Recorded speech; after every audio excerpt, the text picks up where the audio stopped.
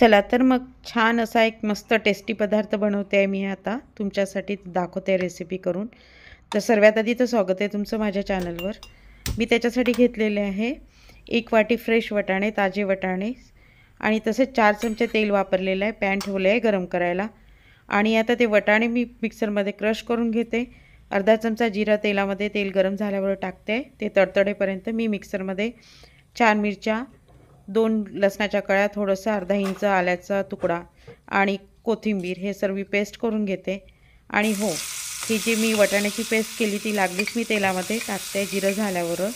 आणि त्याच्यानंतर मी त्याच्यामध्ये आता थोडासा ओवा टाकते।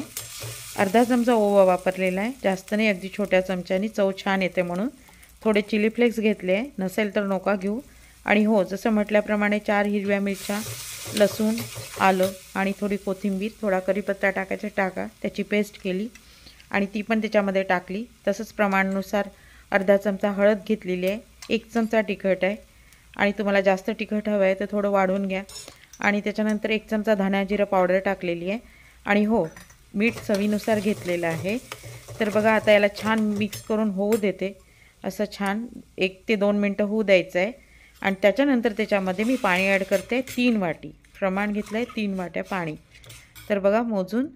तर आता याला मस्त छान अशी उकळी येऊ देते, खदखदू देते आधी पहिले। आणि हो, तीळ मी 1 चमचा घेतलेले पांढरे शेकलेले तीळ आहे आणि तुम्हाला जास्त टाकायचे असेल तर तुम्ही टाकू शकता। मी 1 चमचा वापरलेले आहे तीळ, तर 2 चमचे घेतलेले आहे, आधी 1 चमचा टाकलेला। आणि आता बघा, आता मी रवा घेतलेला आहे 1.5 वाटी। आता व्यवस्थित मिक्स करून घेते। थोडा हलकासा शेकलेला रवा होता, शेकला नसेल तरी चालेल कारण याच्यात ऑटोमॅटिक शिजल्याच जाणार आहे।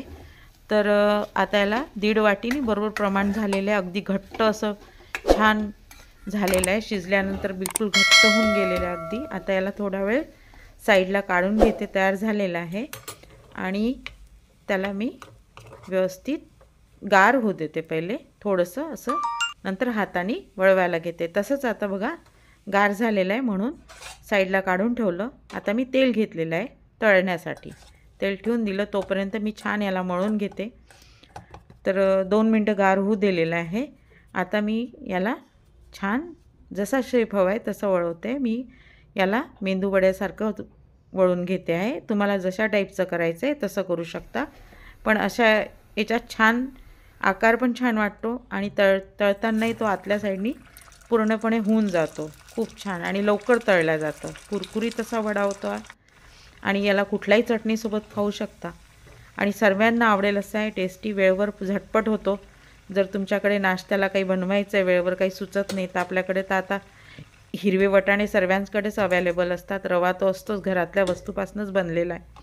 बघा छान तळून घेतलेले आहे मी, सर्वच असे तळून घेते, नंतर तुम्हाला त्यातनं मी एक तोडून दाखवते की किती कुरकुरीत आणि हलका खुसखुशीत असा होतो हा। आणि हो, बाहेर ठेवला तरी 2 दिवस त्या वड्याला काही होणार नाही। बघा मी पूर्णपणे तळून घेतलेले आहे। आता मी याच्यातनं तुम्हाला एक वडा तोडून दाखवते।